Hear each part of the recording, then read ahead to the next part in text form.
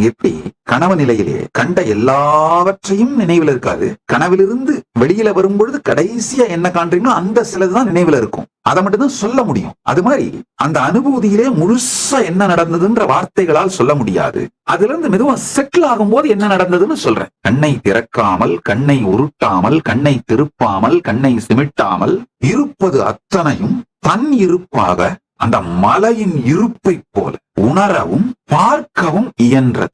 இதை நான் என்னதான் வார்த்தைங்களால விளக்கினாலும் அனிமேஷன் போட்டு காட்டினாலும் அதை எக்ஸாக்டா கன்வே பண்ண முடியுமான்னு எனக்கு தெரியல. முயற்சி பண்ணிட்டே இருக்கேன். இப்போ இந்த வார்த்தைகள் நீங்க உள்வாங்கினீங்க, இந்த வார்த்தைகள் இந்த கண்டெய்னர்களுக்குள்ள இந்த கான்டென்ட் அனுபூதியை வச்சு அனுப்பியிருக்கேன். இதை கேட்டு உள்வாங்கினீங்கன்னா அந்த கான்டென்ட் உள்ள உங்களுக்குள்ள மலர்ந்துரும், உங்களுக்கே இது அனுபூதியா மாறும். அப்பதான் நான் என்ன சொல்ல வரேன்னு உங்களுக்கு புரியும். பரமாத்வைதம் தீட்சைகளால், சாநித்தியத்தினால், சக்திவாதத்தினால் அளிக்கப்படுவது.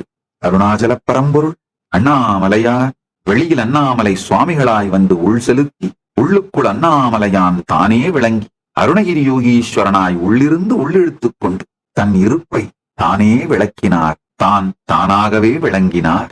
இந்த பரமாத்வைத அனுபூதி எல்லோருக்குள்ளும் மலரட்டும்.